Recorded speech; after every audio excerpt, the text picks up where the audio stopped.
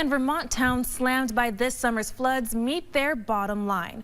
Budget season is in full swing, but some communities are struggling to balance their books. Channel 3 political reporter Calvin Cutler is live in Barrie. Calvin, what is the situation like there?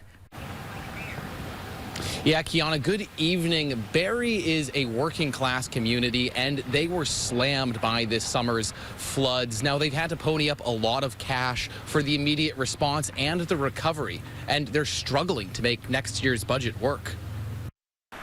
5 months in, and the flood is still on Barrie's mind. My car was, flooded out. My apartment, we lost everything.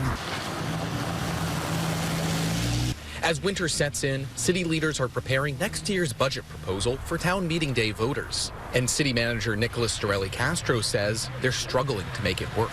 Expenses are up, revenues are going to be down, and we have to balance that. From removing flood debris to cleaning up landslides, the city has funneled $3 million to 55 projects so far. And the city has to match FEMA funds. They already cut $500,000 in expenses, and they're trying to avoid cutting city services. Well, we cut color copies at City Hall. They cost 7 cents a copy.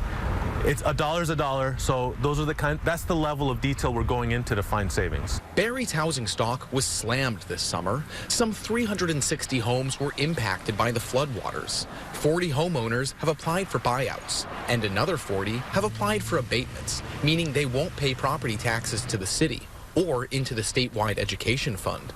We need state help to help us keep our property tax base stable because we've lost the revenue. We can only cut so much of our expenses. From Montpelier to Johnson to Hardwick, state leaders have taken note of flooded communities' plight. We've tried to push as much as we can the boundaries to help towns as much as possible. State Senator Ann Cummings is drafting a bill to help towns cover their share of the education fund.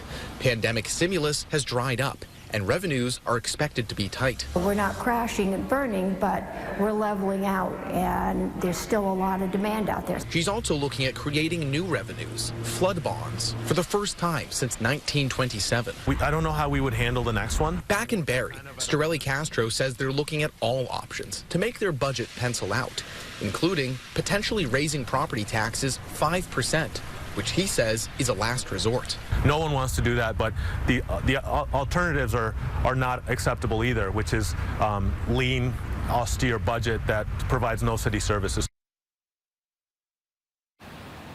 So tonight here in the Granite City, tough financial decisions ahead for both people here in town and for state lawmakers in the wake of this summer's floods. Live in Barrie, Calvin Cutler, Channel 3 News. Calvin.